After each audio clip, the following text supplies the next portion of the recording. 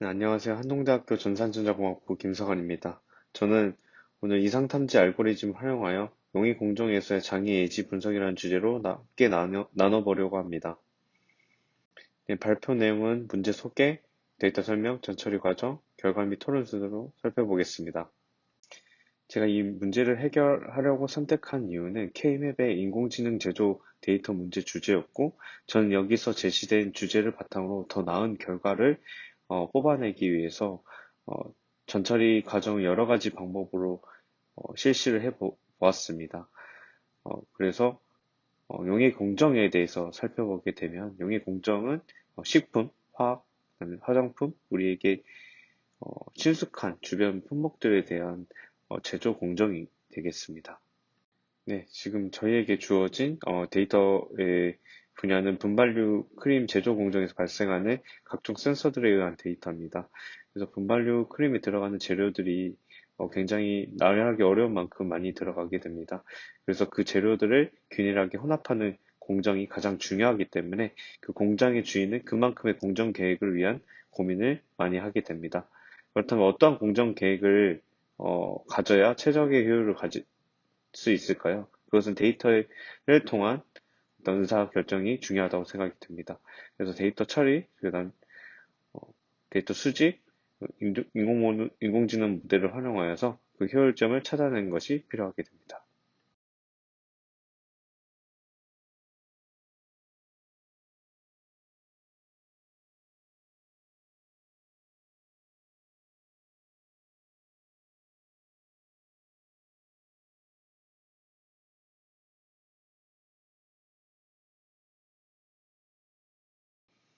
네, 다음은 데이터 셋에 대해서 설명드리겠습니다. 보시는 바와 같이 데이터의 행은 83만 5,200행과 그다음 7개의 열로 구성되어 있습니다. 네, 각 데이터는 순차적으로 1분당 10개씩의 데이터로 2020년 3월 4일부터 2020년 4월 30일까지 측정한 데이터로 이루어져 있습니다.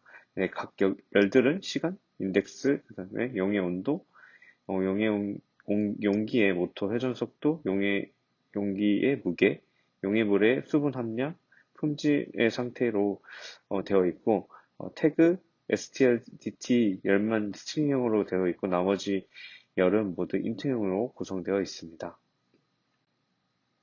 네, 네, 다음은 전처리 과정입니다. 이전 태그 칼럼의 형태가 문자열로 구성되어 있다고 말씀드렸습니다. 그래서 정상과 비정상을 구분하기 위해서 0과 1로 라벨링을 실시하였습니다. 네, 보시는 바와 같이 라벨링 후의 데이터 타입은 인트형으로 변경된 것을 확인할 수 있습니다.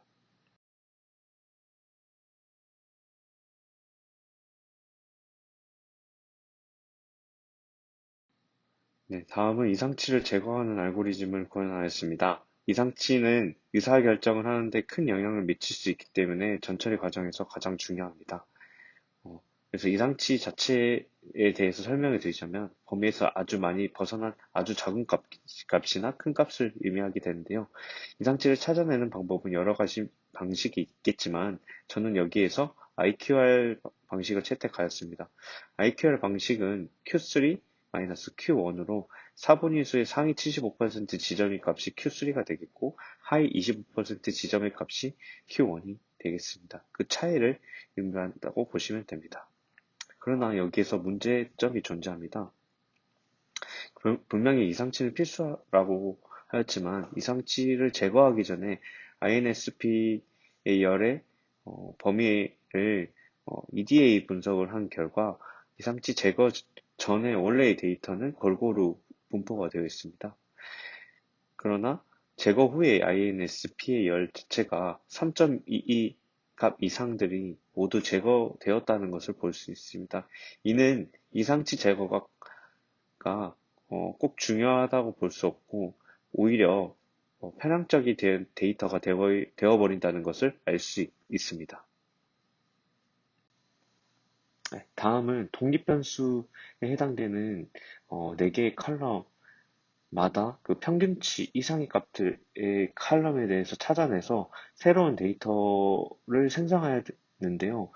이 과정은 코드를 실행하는데 굉장히 오랜 시간이 걸렸습니다. 왜냐하면 모든 데이터마다 10개씩으로 구성되어 있잖아요. 그래서 그 모두 한 번씩 방문하여 연산했으니까 연산 과정이 너무나도 오래 걸렸고, 어, 그 1분마다 10개씩 데이터가 존재하기 때문에 그 샘플링 데이터를 찾기 위해서 진행하였는데, 너무 많은 데이터의 수가 많아서 이 샘플링을 실행하지 않으면 학습이 이상한 결과가 나오기 때문에 꼭 진행해야 하여 했습니다.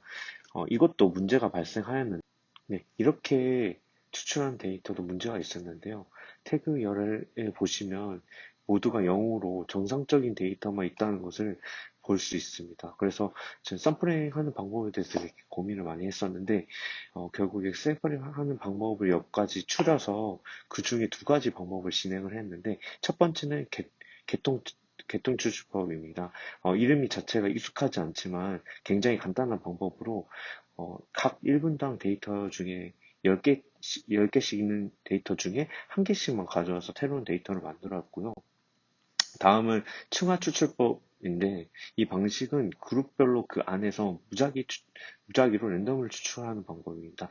그래서 각 그룹은 1분당 10개의 데이터로 존재하여 있기 때문에 가장 편향적 방법이지 않다고 판단하였고 이 세 번의 샘플링 전처리 과정 중에서 층화추출법으로 생성되는 데이터가 가장 원래의 데이터랑 비슷하게 정상과 비정상의 비율이 가장 근접하게 나타나는 것을 볼 수 있습니다. 네, 다음은 종속 변수와 독립 변수에 대해서 설명드리겠습니다.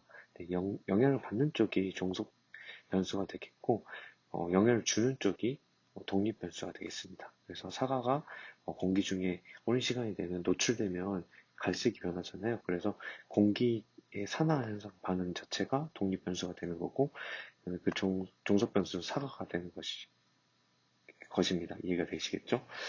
네. 네, 다음은 순차적인 데이터이기 때문에 데이터의 시점 변화가 필요했습니다. 그래서 이 시점 변화를 하지 않고 학습하게 되면 결국에 불량이 발생된 이유로 예측을 하기 때문에 중요하다고 생각해서 이 과정을 실시했습니다. 이 과정에 대해서 더 살펴보게 되면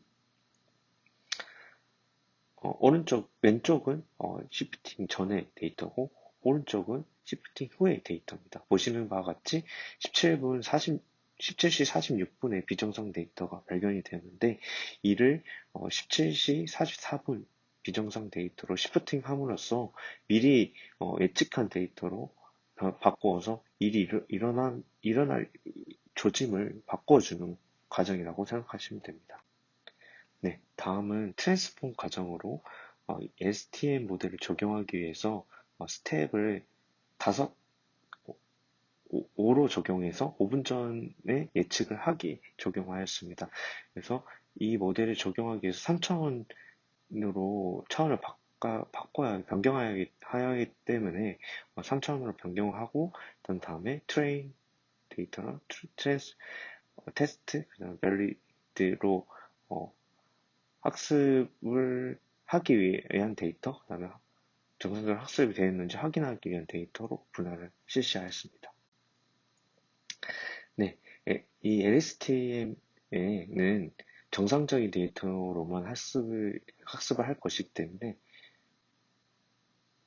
시프팅된 데이터를 정상과 비정상으로 분류를 했고 다시 그 데이터를 2차원으로 변경을 했습니다. 왜냐하면 그 피처들의 값이 모두 들쑥날쑥하기 때문에 이 학습 시 이상하게 해석이 될 가능성이 큽니다. 그래서 Z스코어 정교화 과정을 통해서 스케일한 후에 다시 LSTM 데이터 적용하기 위해서 3차원으로 트랜스폼 시켰고요.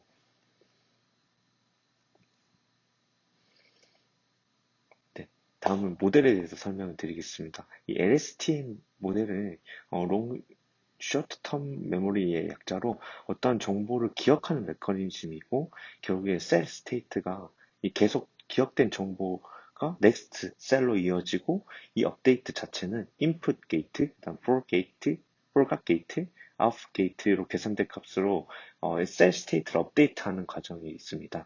그래서 간단하게 생각하면 친구들과 피자를 나눠 먹을 때 우리가 생각을 해보면 한 조각을 먹는 친구가 있고 그중에 한 친구는 피자에 햄 토핑만 하나만 먹는 친구가 있고 하나도 먹지 않는 친구가 있다고 가정했을 때 그 치우는 순간이 오게 되면 피자의 상태를 보시면 최종 아웃풋을 볼 수 있잖아요. 그 과정에서 업데이트는 그 나눠 먹으면서 이야기하는 과정이라고 생각하시면 될 것 같습니다. 네, 다음은 오토 인코더 모델에 대해서 살펴보겠습니다. 이 LSTM 모델을 이해했다면 오토 인코더는 가볍게 이해하실 수 있습니다. 앞서 언급한 LSTM 셀을 가지고 이 인코더에 들어와서 아웃풋 데이터로 이렇게 벡터가 생성이 됩니다. 그래서 이 인코더 자체는 다시 재구조화하는 과정이고 결국 국사를 통해서 이 과정을 이 과정의 손실을 계산을 해서 이 손실 자체를 줄여가는 과정이 이 인코더 과정이라고 보실 수 있습니다. 네, 그래서 이 현재의 데이터를 맞게 이 파라미터 수를 설정했는데 이 파라미터 수에 따라 계산량이 달라지게 됩니다. 그래서 파라미터 수를 무작정 많이 한다고 해서 좋은 결과를 뽑아낼 수 있는 게 아니고 데이터에 따라 그 맞는 모델을 생성하는 것이 중요하다고 판단됩니다. 그래서 저는 여기에서 두 가지를 경우를 학습해 보면서 정확도를 비교해 보았는데요. 128-96이라는 파라미터를 수를 만들어서 모델 생성한 결과가 더 정확도가 좋게 나왔습니다. 다음은 이폭시와 배치 사이즈를 적절하게 설정해야 됩니다. 이러한 매개 변수는 지나치게 많이 설정하거나 높게 설정하면 가적합이 일어납니다. 결론적으로 학습의 양이 무작정 많다고 해서 정확한 학습이라고 볼 수 없다는 것이 됩니다.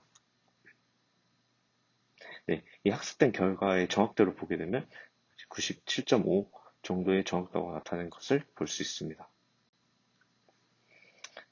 마지막으로는 학습이 제대로 이루어진지 확인하기 위해서 테스트 셋으로 예측을 하고 그 손실을 계산한 후에 정상과 비정상을 비교해 보았는데요.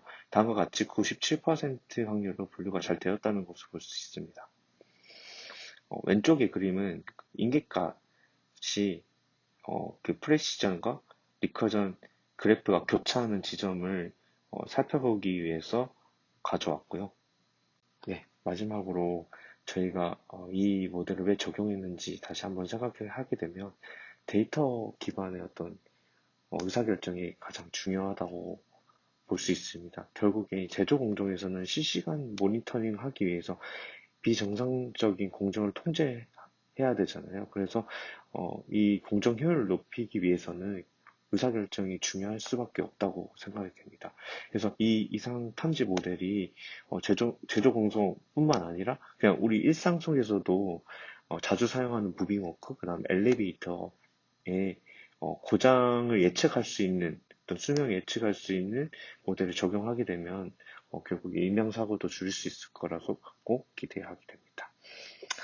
네, 이상으로 발표를 마치겠습니다. 들어주셔서 감사합니다.